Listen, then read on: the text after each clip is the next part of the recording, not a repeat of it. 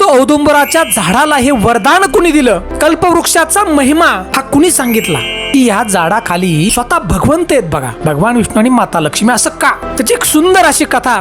हिरण्यकशिपू नावाचा एक महाभयंकर राक्षस होता. हे पूजा करायची तर माझीच पूजा करायची. बघा भगवंताची लीला. त्याला सुंदर असं एक बालक झालं. त्याचं नाव भक्त प्रल्हाद होतं. हा भक्त प्रल्हाद लहानपणापासूनच भगवान विष्णूंचा भक्त होता. की तुझा नारायण तरी दाखव मला आज कुठे.